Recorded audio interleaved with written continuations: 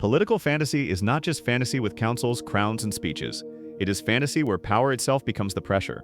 A Game of Thrones, the Goblin Emperor, the Curse of Chalion, Dune, the Traitor Cormorant, and Tigana all use politics in different ways. Some focus on court survival, some focus on empire, some focus on faith, law, memory, economics, or family power. The key is that these books are not asking you to memorize flags and titles for their own sake. They are asking you to notice who has leverage, who lacks safety, and what kind of person can stay decent when institutions push in the opposite direction. That is why this list is not a ranking by size or violence. It is a guide to political reading experiences. If you want the most accessible court story, there is one best start. If you want moral pressure and institutional complexity, there is another. If you want sharper empire politics, there is another. The goal is simple.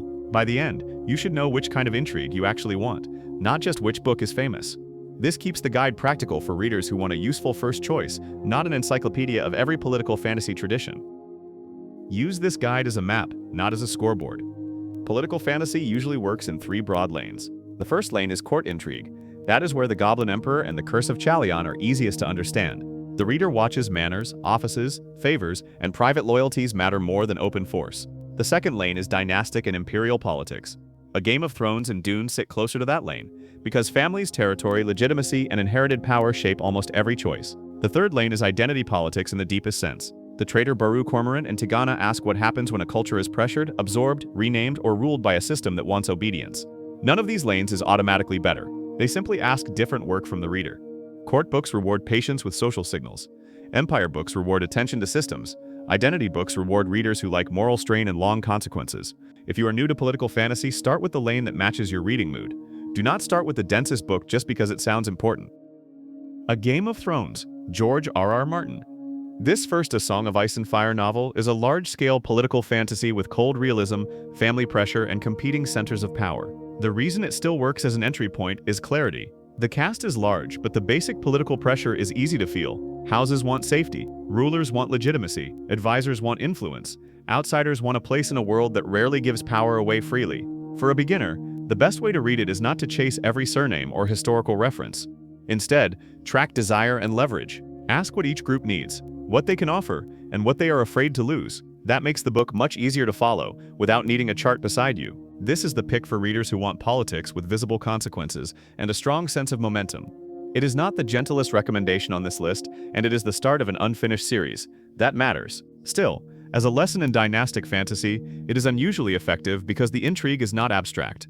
Power is personal, local, and dangerous from the first pages. Start here if you want political fantasy that feels immediate, tense, and easy to discuss. The Goblin Emperor, Katherine Addison. This mostly standalone court fantasy is gentle, formal, and hopeful, with a focus on etiquette, isolation, and learning power without becoming cruel. If political fantasy intimidates you, this is probably the safest first book on the list. The appeal is not battlefield strategy. The appeal is watching a vulnerable person enter a system that already has rules, factions, rituals, and expectations. The politics here are small in scale, but emotionally precise. A conversation can matter. A seating arrangement can matter. A title can carry history. The reader is invited to learn the court from the inside, step by step, without being punished for not understanding everything immediately. That makes the book useful for beginners, because it teaches the core grammar of court intrigue. Who is trusted? Who is performing loyalty? Who benefits if the new ruler fails? Who is kind only when kindness costs nothing? It is also a strong pick for viewers who want political fantasy without constant grimness. The trade-off is that it is quieter than the other books here. Readers wanting war rooms and violent reversals may find it too restrained. Readers wanting humane political fantasy may find it exactly right. The Curse of Chalion, Lois McMaster Bujold. This World of the Five Gods novel blends court politics, spiritual pressure, and mature character work into a measured, accessible fantasy of duty. This is the recommendation for readers who want intrigue without losing warmth. The book has offices, royal households, religious pressure, old wounds, and careful negotiations, but it rarely feels like homework. Its strength is balance. You get political stakes, yet the emotional center stays clear. The best way to approach it is as a story about service. Who serves a person? Who serves a title? Who serves a kingdom? Who serves a private conscience? That frame makes the political material easier to follow. Because the question is not only who wins, the question is what kind of loyalty remains honorable inside a flawed system. For many readers, this is the best bridge between classic fantasy comfort and adult political complexity. It has enough court tension to satisfy Intrigue fans, but enough clarity to keep beginners grounded. It is also less abrasive than the harsher picks on this list. Choose this if you want a political fantasy that feels wise, humane, and quietly powerful rather than cold or cynical. Dune, Frank Herbert. This first Dune novel is science fiction on the shelf, but its dynasties, houses, prophecy, ecology, and feudal pressure make it essential for political fantasy readers. The reason Dune belongs in this guide is that it treats power as a system. Noble families matter, religion matters, trade matters, resources matter, environment matters, public image matters. None of those forces works alone. Together they create a world where politics is not a side plot. It is the air every character breathes. For a new reader, the mistake is trying to understand every invented term at once. A better method is to track incentives. Who controls the resource? Who needs legitimacy? Who benefits from instability? Who uses belief as a tool? That approach turns Dune from a dense wall of names into a very readable power map. The reading experience is more formal and idea-driven than the Goblin Emperor or the Curse of Chalion. It can feel distant at first, but if you want political fantasy at planetary scale, Dune gives you one of the clearest examples of how economics, religion, and dynasty can shape an entire world. Start here if you want big systems more than intimate court manners. The Traitor Cormorant, Seth Dickinson. This first Masquerade novel is sharp, strategic, and emotionally severe, with empire, finance, identity, and governance at the center. This is the most intense political recommendation in the guide. It is not intense because it is loud. It is intense because the political machinery feels cold and patient. The book is interested in how empires reshape people through schools, money, law, incentives, and the promise of advancement. That makes it a very different reading experience from court fantasy. You are not just watching people compete for a throne, you are watching a system teach people how to think in its language. For some readers, that is fascinating. For others, it may feel emotionally heavy. Read this when you want political fantasy that treats economics and administration as real forces. It rewards readers who like strategy, institutional pressure, and moral discomfort. It is not the softest first step into the subgenre. I would not hand it to someone who only wants reassuring fantasy. But for readers who already know they enjoy hard choices and empire-level stakes, it is one of the most memorable picks here. Choose it when you want intrigue that feels precise, ruthless, and intellectually demanding.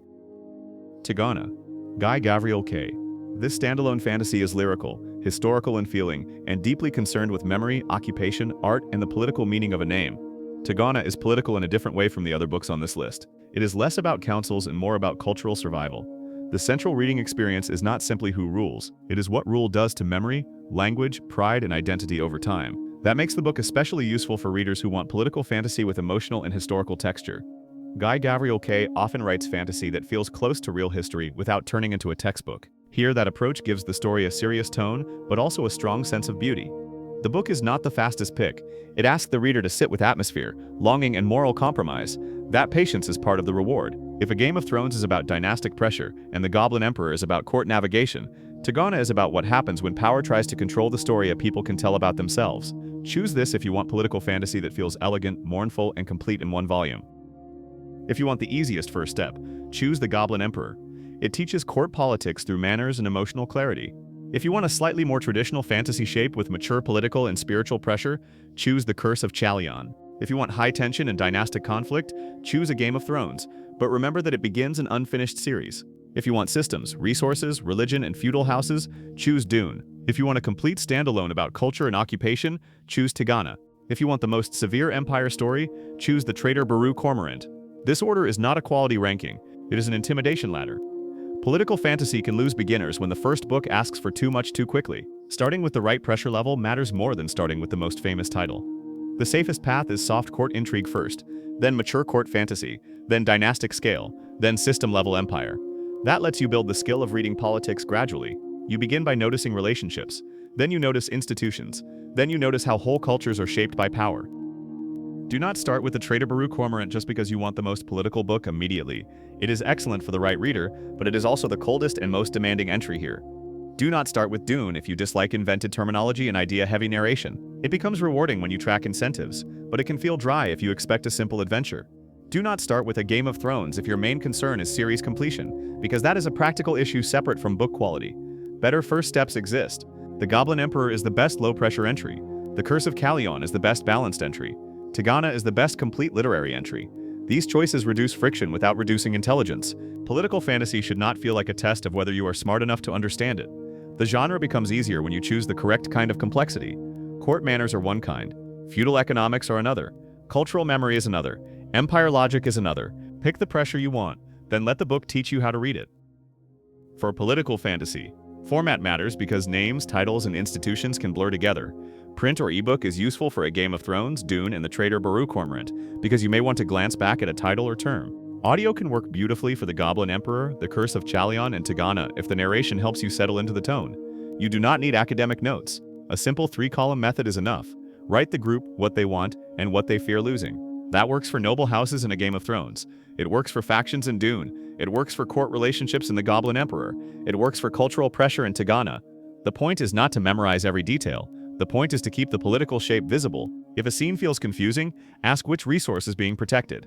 The resource may be land, reputation, religious authority, family safety, money, memory, or public legitimacy. Once you see the resource, the intrigue becomes much easier to follow. Story first, format second. Clarity always comes before completion. The simplest starting path is this. Read the Goblin Emperor first if you want to learn court politics without being overwhelmed. Read the Curse of Chalion next if you want a broader blend of fantasy, faith, service, and statecraft. Then choose your heavier lane. Pick Dune for systems and resources. Pick a Game of Thrones for dynastic tension. Pick Tigana for culture and memory. Pick the Traitor Cormorant for empire and strategy. This path is designed for reader confidence, not historical completeness. It moves from humane and accessible to larger and sharper. That is the best way to avoid bouncing off the subgenre. Political fantasy becomes more enjoyable when you stop treating politics as background detail and start treating it as the engine of the reading experience. The books in this guide prove that intrigue does not have to mean endless meetings. It can mean etiquette. It can mean faith. It can mean trade. It can mean naming. It can mean family legitimacy. It can mean the quiet pressure of a system that rewards compromise. Start with the pressure level you can enjoy now. The deeper books will still be there when you are ready.